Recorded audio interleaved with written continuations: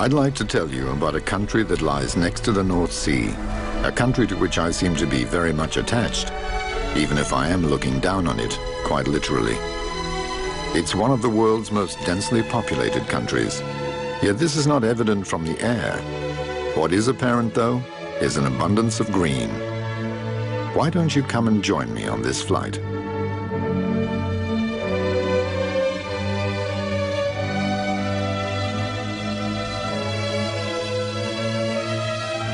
This country is called Belgium, and it's very old.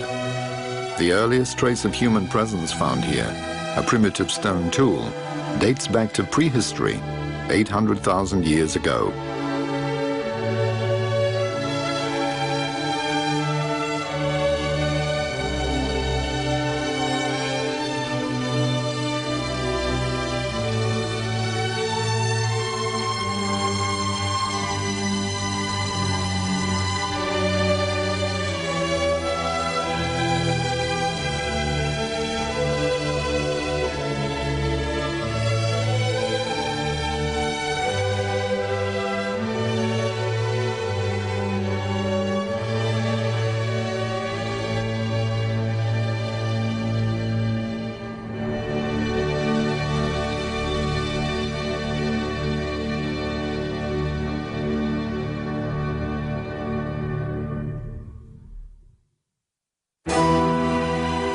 The Belgians.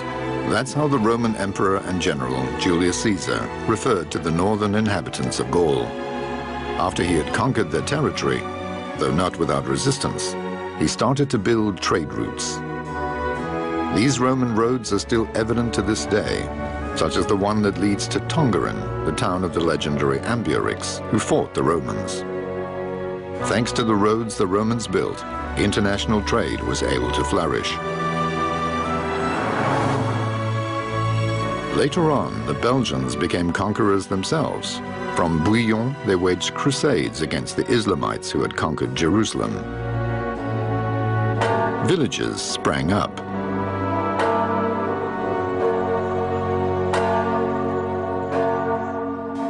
From the 10th century on, some of these villages grew into beautiful cities with impressive church spires, such as Tournai and Malines.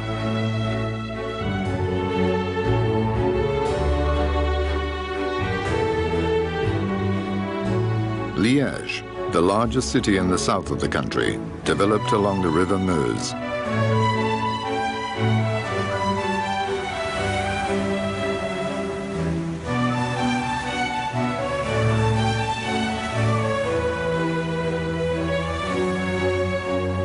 Namur was built where the Sambre and Meuse meet. The fact that cities often developed along rivers was no coincidence. Thanks to shipping, they had become trade routes.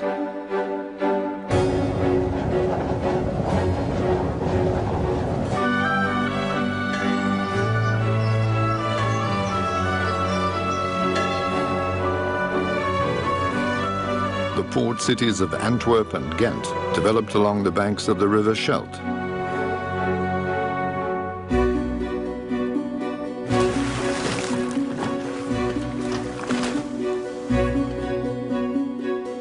In the early Middle Ages, Bruges was one of the most important cities in the world. And in the 19th century, Liège was nicknamed the Fiery City, thanks to its industrial activity, mainly in the steel and glass industries, which flourished at the time.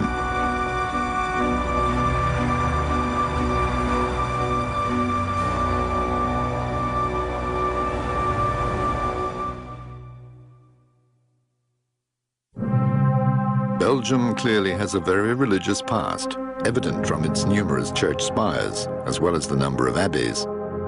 These were not used just for praying, though. Beer and wonderful cheeses were made there, as they still are, but the abbeys were much more. They were also thriving centers of knowledge and literature.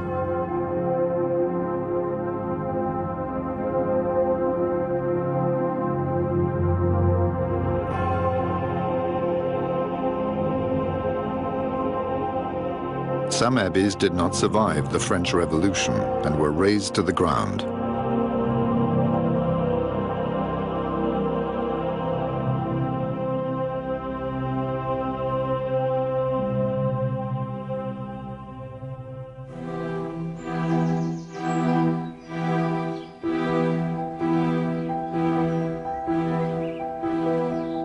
Belgium boasts a staggering number of castles, most of which are sparkling gems that can only be viewed properly from the air.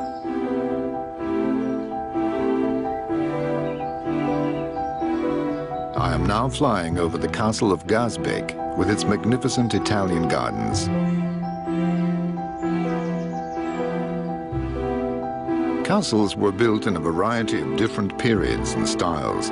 They can be Renaissance palaces or medieval forts, and in most cases, they remain in excellent condition.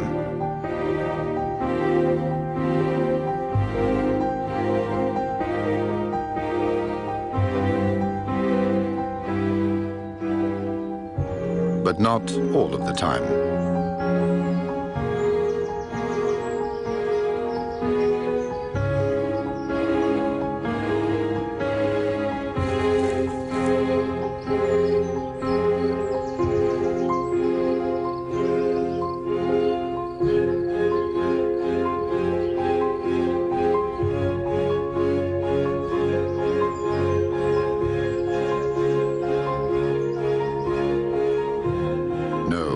If you thought chateaux were only to be found along the Loire, you should definitely visit Belgium.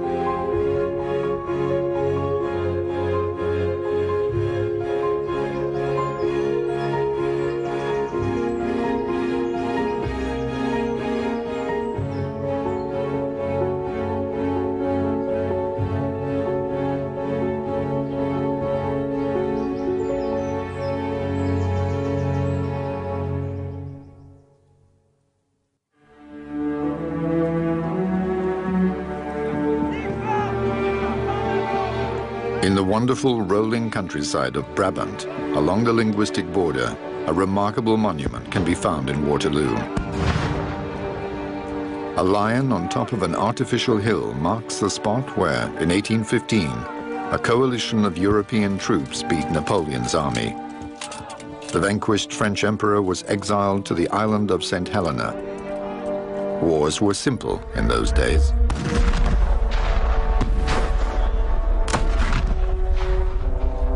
The Dutch king, William I, who ruled the country at the time, had the monument erected in honor of his son, the Prince of Orange, who was wounded during the battle.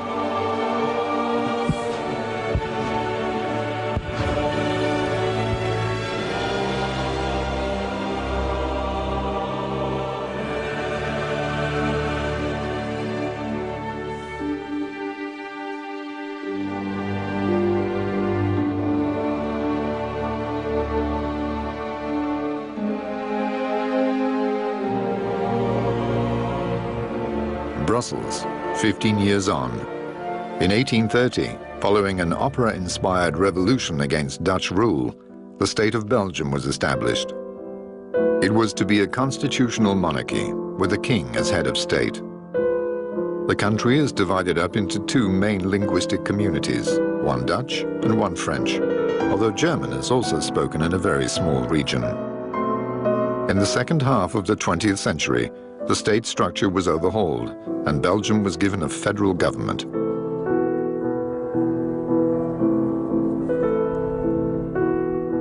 Belgium's second king, Leopold II, wanted to make his mark on the country's history with splendid buildings, most of which can be found in Brussels. They date back to his time, and they rival those in any other major European city. In his own grounds at the castle of Laeken, he had beautiful greenhouses erected and started an impressive collection of exotic plants.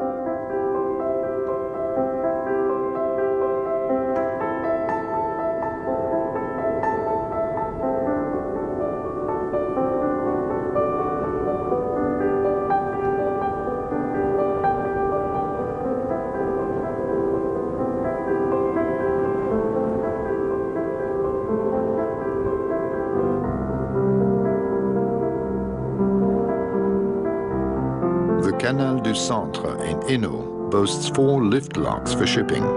Incredible 19th century constructions which UNESCO has placed on the World Heritage List. The polders of West Flanders played a major role in world history.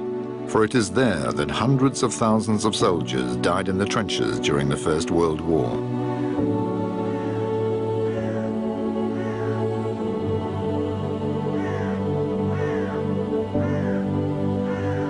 The charming city of Ypres was flattened, as were the surrounding villages. For the first time in history, poisonous gas, known as yperite, was used in the battle.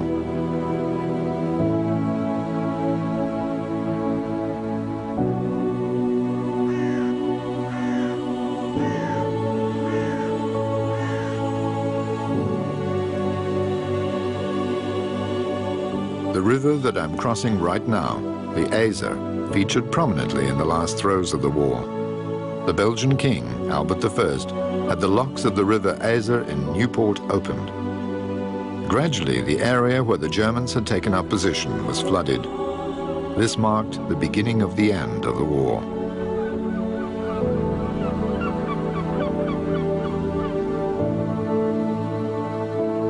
There are museums dotted around the whole of this region, and sections of the trenches, such as the so-called Trench of Death, have been preserved for future generations.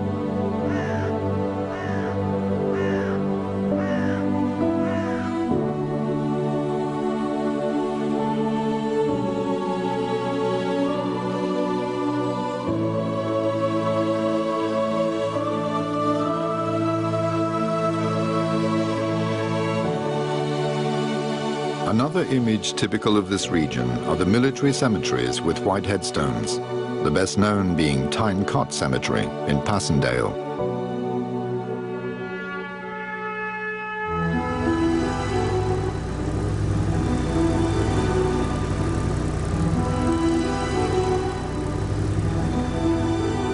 During the Second World War, too, tough battles were fought on Belgian soil. Right at the very end of this war, the Germans tried to turn the tide and launched their Ardennes offensive. In the Battle of Bastogne, the Allied forces managed to bring the German offensive to a standstill. However, there were more than 100,000 casualties on both sides.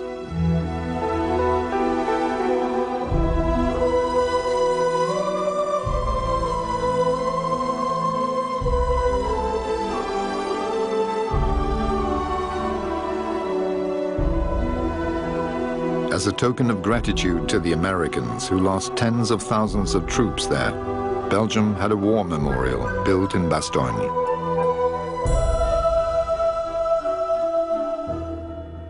In 1958, the Second World War seemed to have been forgotten. Brussels held an impressive World Fair for which a unique monument was erected, the Atomium, reflecting mankind's optimistic view of future development.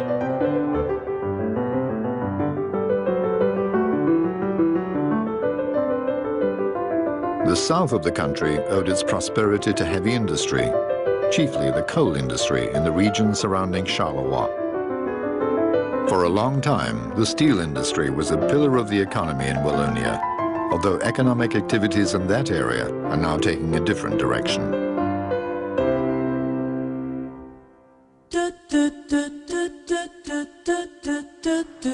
What is striking, certainly when the country is viewed from above, is the impressive infrastructure. Belgium boasts an incredibly dense network of motorways and railways. The government is making every effort to divert freight traffic to canals as much as possible, for these are eminently well placed to establish perfect links with the ports, including foreign ports. The Port of Antwerp is a world-ranking port, ranked 5th in the world, and an important artery of the Belgian economy. Container transport has been increasing for years, and docks and mooring places are still being added to this day. In the major port of Zeebrugge, a growing number of cars are being loaded and unloaded.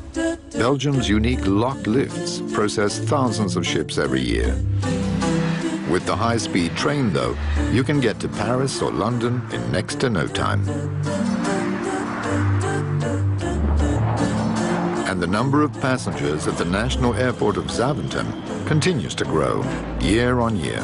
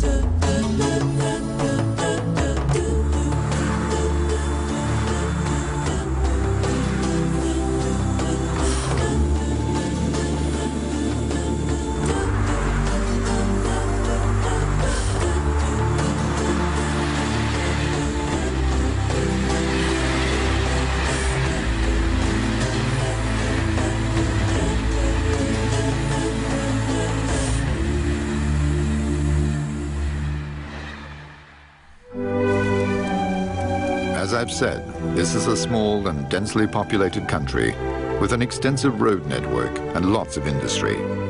Yet there's still a good deal left over for nature and agriculture, and opinion polls show that people want to keep it that way.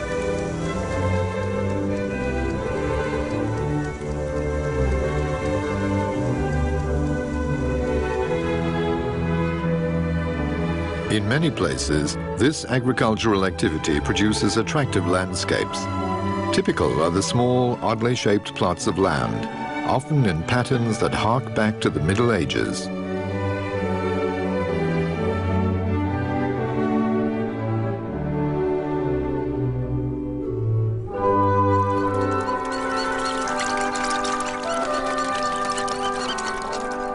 Perhaps for the very reason that nature and greenery are threatened by economic activity, concern about the environment has grown enormously.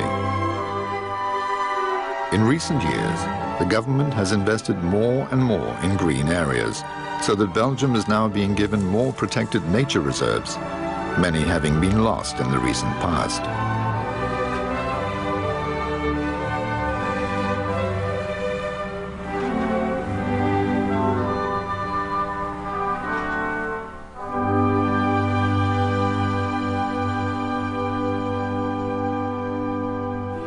Every Belgian is born with a brick in his stomach, the saying goes, and all the raw material for building can be found just under the surface.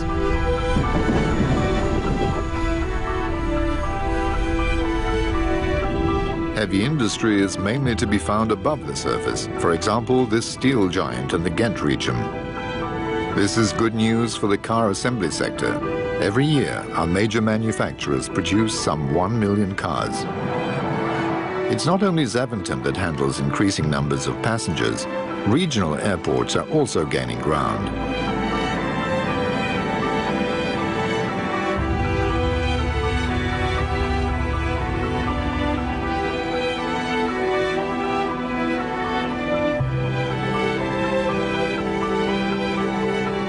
From the air, it's mainly the large businesses that are visible.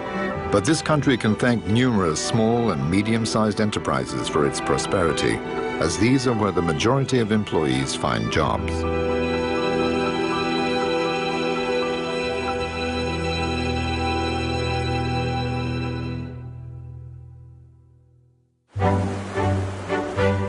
And what do all these people get up to during the weekend?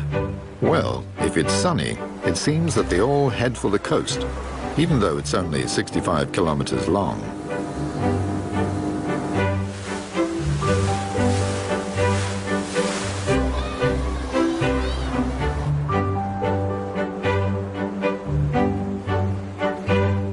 Apparently, it's not just the Caribbean that attracts cruise ships. The southeast of the country also does its bit to draw the tourists. There's hardly a young Belgian who hasn't enjoyed a camping holiday in the Ardennes.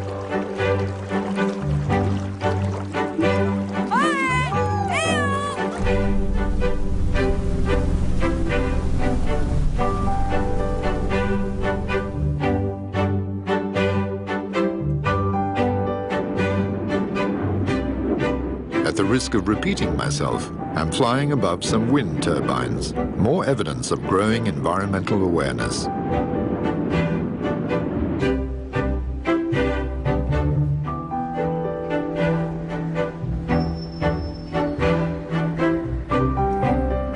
Since Belgium has 18 universities and some 50 colleges of higher education, there must be quite a few bright sparks who are looking at how the environment can be reconciled with the economy, among other things.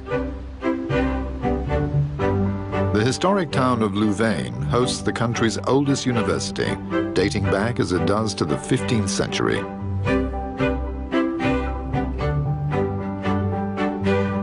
Since Belgium has no fewer than 8 university hospitals, universities and medicine go hand in hand.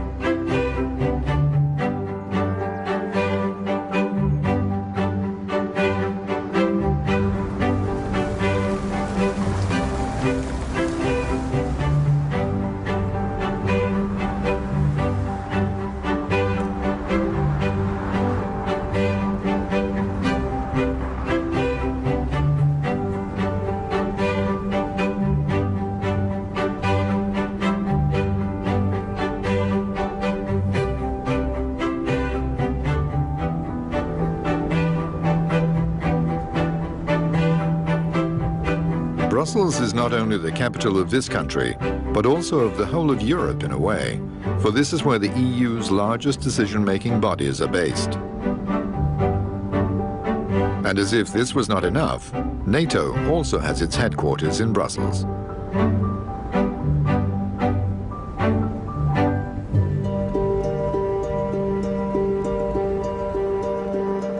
Belgians like to go cycling at the weekend. And even if they don't actively participate, they like to watch cycle rallies, which are never far away.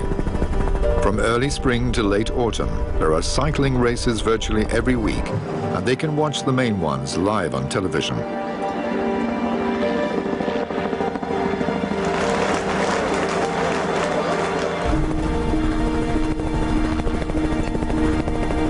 Small wonder that Belgium has produced so many cycling champions.